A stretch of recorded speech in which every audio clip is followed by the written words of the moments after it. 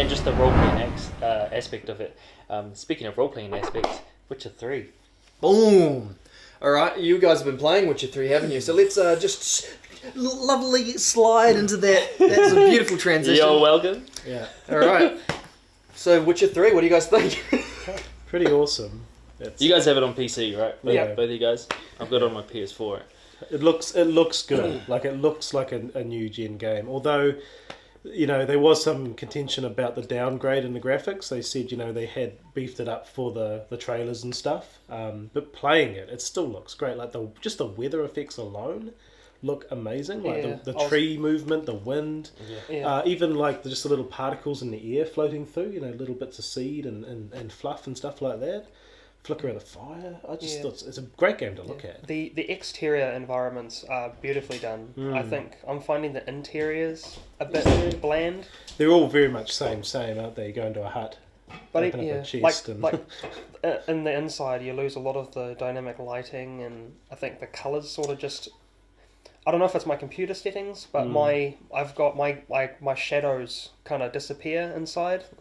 I don't get any darkness or shadowing. Yeah, it's probably using a different lighting effect once you go inside.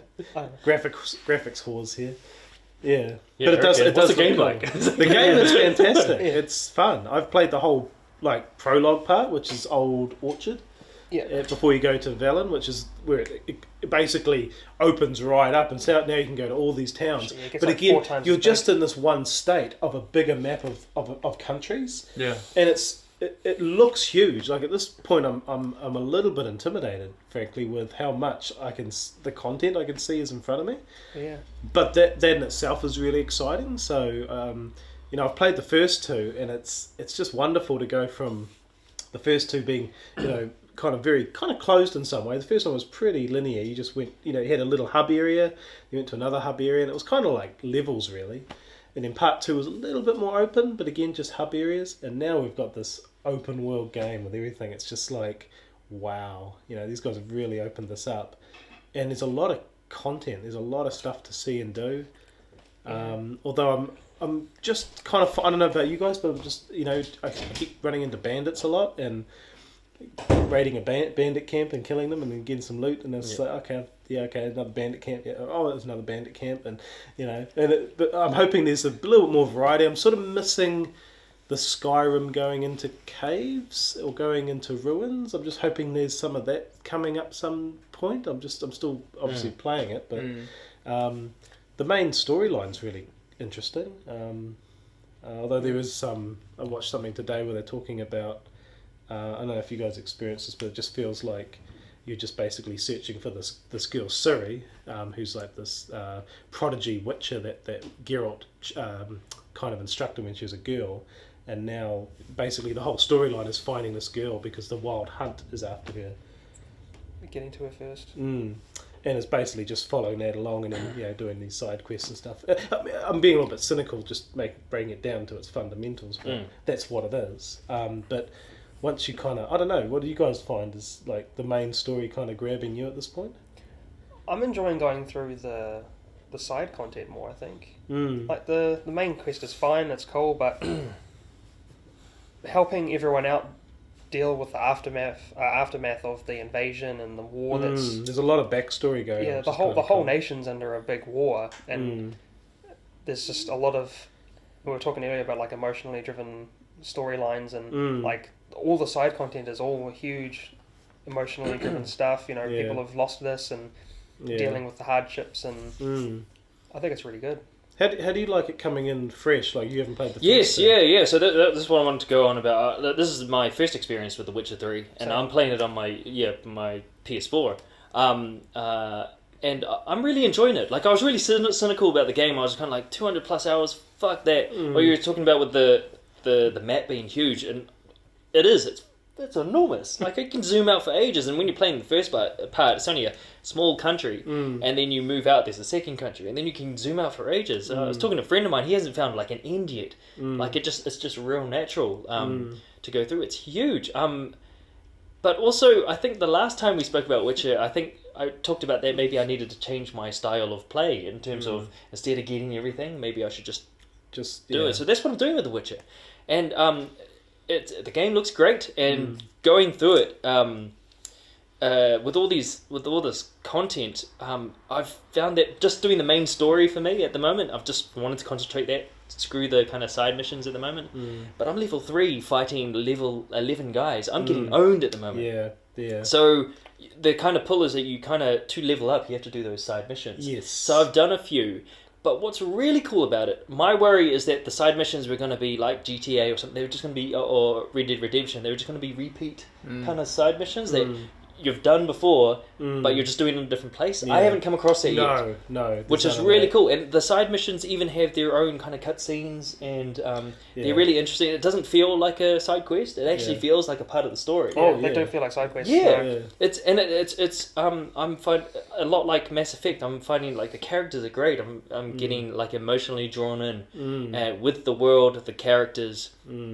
And just small things. I was riding my horse and I saw an abandoned house, and I've just walked past a whole bunch, but I decided to go into, and it turned into a massive side quest of like just went in and it looked abandoned, but inside there had been like a monster had been killing children and cooking them in this place, and then later on you found out there's a bounty for this thing, and you find out where it is. And that was a complete fluke. And that's what's cool, getting lost in this world that I'm really enjoying. Yeah. Another minor thing though is that the mini map on the side corner of the game tells you where you need to go to your next mission. Like it just kind of like on the kind of points out you run in this direction, your horse, you just ride it. I find I'm watching this corner of the screen too much, and I'm missing out on the world. The beauty, Yeah, so that's kind of me. So you can either turn it off and make it smaller, like what you were saying. So I think I need to do that, because I'm finding I'm looking at 10% of my screen, just figuring out where I'm going. Yeah. Because you can get lost, man. This place is huge. Yeah. Another thing, though, is that one of the missions that I did, and I talked about with a friend of mine, there was a mission where I had to find a wraith, like a ghost, near a well. Yeah. Now, because I heard about it earlier, I kind of like did what you were supposed to do the wrong way. Yeah. And that kind of ruined that specific mission for me. Yeah. Because you were supposed to, they've kind of set it out so you kind of, they breadcrumb it so you're supposed to do it this way. Yeah. But because I had heard what had gone on before, I like did the last thing first, and it didn't screw up the mission, but it made it seem disjointed. Yes, I've encountered that a couple of times myself. So there's a few, a lot of missions can end up like that. Yeah. Where I think they kind of like, the game tries to lead you in this way, but because it's open world, you don't have to go in that direction. I've broken quest chains where I think I mentioned this to you this morning. I had to go to a village to find out where this witch was, and you're supposed to ask people, and I think in your experience you ended up having to pay someone to get the information. I just ended up stumbling upon the house where she actually was. Yeah. And she was in the middle of the conversation with the villagers, and I just sort of walked in and was like, oh, this is the person I'm supposed to be finding. I've just encountered her. Suddenly it just broke the quest chain, and I just jumped up a bit further in the steps of what I was supposed to do. Yeah. Without missing a beat, no problems. And I just carried on. I thought, okay, I would have been interested to see what happened if I'd gone to town, but no, this is cool. I've just skipped ahead. Yeah, and it wasn't like you cheated or anything. No. Like it just actually naturally happened, which is that sounds really cool. Yeah, because in most other games you'd probably get to the house and it'd be locked. Yeah. Or there wouldn't be anyone near. It's scripted. You have to go to the village first to do this, and then this person will appear. She would keep talking to you and saying the same line of dialogue, which would amount to nothing until you go and do all this other stuff, come back and go, oh, okay, fine, you're the And I witch. think that's the real strength of this system sounds so awesome. far. Is just that flexibility of in an open world game. Open world missions. That's what you need, is the ability to be flexible, because anything can happen, really. You can encounter anything at any time. Though, I want to come back to this levelling thing I found, and you maybe have an idea about this as well, is that I'm encountering a lot of missions where it gives you a level requirement. So if I've already got a mission where I have to go find someone's brother, and it says, recommended at level 33. I'm level 5 at the moment. How the hell did you get that? I don't know. I've got a few of those as well. I've encountered monsters that are at level 11 or more, and I can't kill them. I have no hope. I'm not even making a dent, so I just got to run away. So I'm feeling like there's parts of the world, kind of like an MMO, where you're obviously not supposed to go there just yet, because the area of the world is just too leveled up for you. So you've got to I'm finding that I'm having to go back to the main quest line and just follow that and branch out a little bit from there. But if I go too far anywhere else, I just encounter things I just can't do yet. But that's good, right? It is in a way, I like it. but I like it. It's their way of keeping the constraints on, like, giving you that little sandbox to play in Yeah, within the broader sandbox. yeah. you know? But I do feel like I'm being controlled though by the game leveling system. But as you It say, is- there's these open world missions, right? So you can get somewhere and literally just break quest lines and jump ahead. If you're able to go to like the very end of the map and find the main bad dude and then just kill him and then beat the game, you know, like they're constraining for what the you main do. quest line, I don't think. Yeah, Maybe- probably. That's I think the main quest line is shut exaggerated off, example, but all the side quests aren't. They're there, Yeah. Yeah. open for you. The part that James skipped was just A main quest. a line. stepping stone to finding the witch, like a very small part. I was only in the village for a minute. Yeah. I'm liking this leveling up kind of system. Like it does kind of, because I feel like from running along the map and I see a red dot and I was like, oh, I have to kill that thing because that's what I've been doing in all my other games, and then I get owned. So this is kind of not the first, but one of those games where like, nope, can't do that.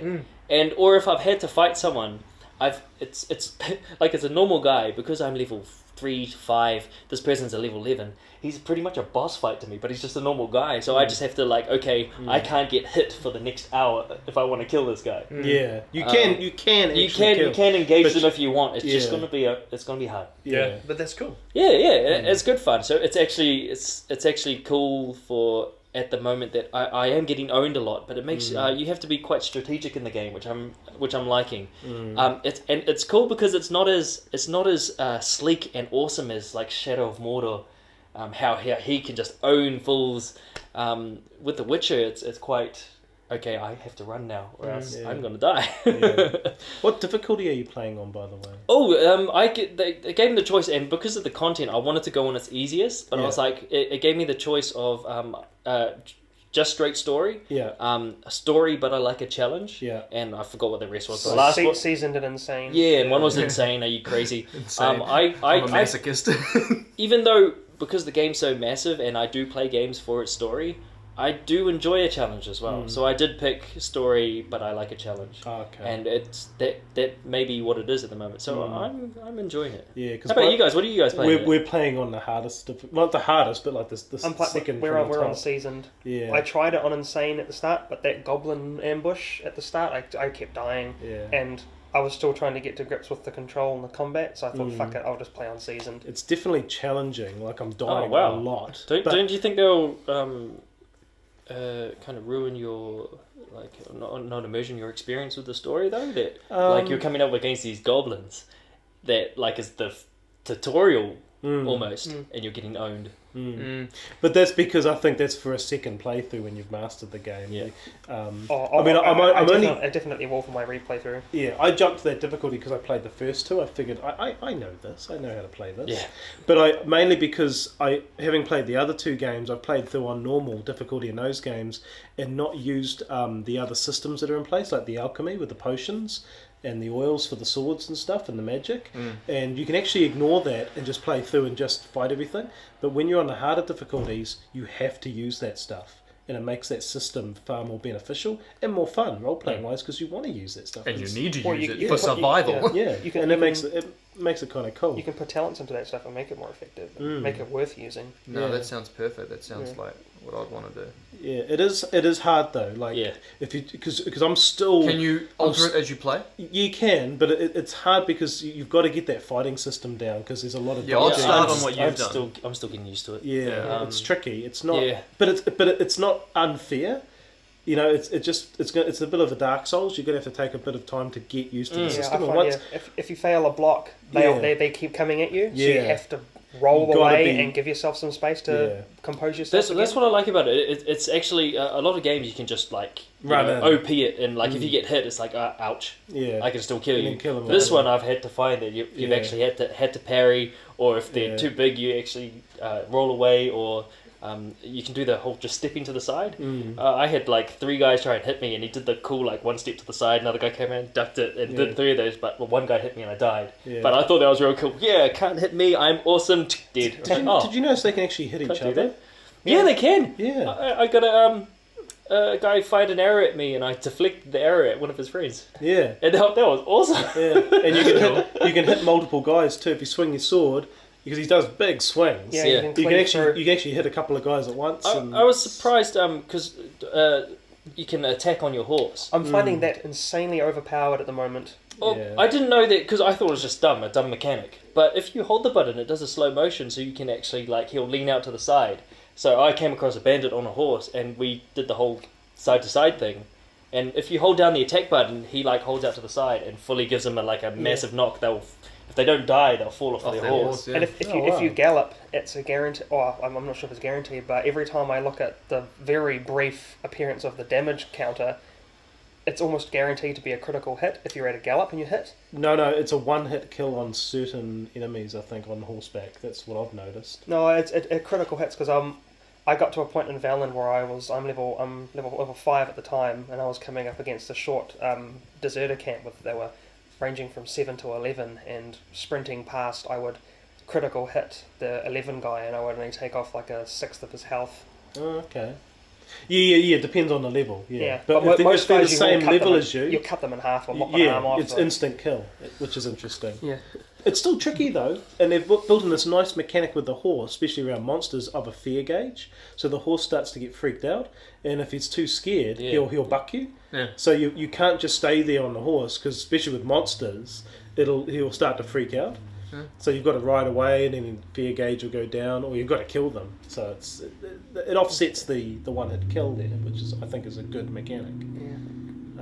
Anyway, game's all about its choice and freedom, which I'm really enjoying about the game. Yeah. And, you guys obviously bought it. Yeah. Well worth your money. Hell yeah, I'd Recommend it to people. definitely. I pre-ordered it, and Same. I haven't pre-ordered a game probably in a long time, if ever, to be honest. And I feel fully satisfied with what I've got. They've already released 2 of the DLC that are free of the 16 that they've promised. I've already bought the Temerian armor for my horse. Looks really cool, and I don't know, just the whole experience. And I'm going to pay for the expansion once I probably beat the main quest and all that. There's already a lot there, right? Yeah. Oh, there's Are tons you going of to grab content. it, dude, from what we're saying? Oh, yeah, definitely. Yeah, seems definitely. I exciting want to you. it right I now. think I just don't yeah. have the time right now. I think it's the game of our age in some ways. I mean, that's probably overstating it a little bit, Yeah. but for me, I think it's something that everyone needs to play, and I think everyone will play it and that's what's really cool about it, is that the first one was exclusively PC, and a lot of people are probably never going to play that one, unfortunately. But part 2 at least is on the consoles, and now some people might even go back and play the first, at least the second one anyway, which I think is cool. But what amazes me is how many people I'm seeing online that are playing it for the first time, and it's cool hearing what you're saying, because you're getting to play a game that I was playing 5 or 6 years ago, which I thought was great at the time because it was. And now more people are playing it, and that can only be a good thing as well, because I know they said this was going to be it for The Witcher, but that doesn't mean that they can't do Go on, do spin-offs other or do things, other yeah. things, or they've got a very, very cool cyberpunk game in development, a role-playing game. So that would be, I'm looking forward to that when they finally. Hey, that might even be announced at E3. They might show a bit more. All they've shown so far is a teaser. Oh, yeah. Yeah, so that could be quite cool. But they wouldn't, because The Witcher 3 has obviously just been released, so they want to focus on that. But Yeah. man, our website's pushing this game. You click The Witcher? on Yeah. click on any website, major internet website now, and it's plastered. Well, I'd highly recommend it. It's a really cool game, and I was really against it. I was really negative about the game, but I was very lucky though. I got given a copy. What's up guys, James here from 4NZ Gamers. Thanks for watching. If you enjoyed the video, do subscribe below. If you have any comments, also put them below. Also, you can follow us on Twitter at #4NZGamers. Cheers!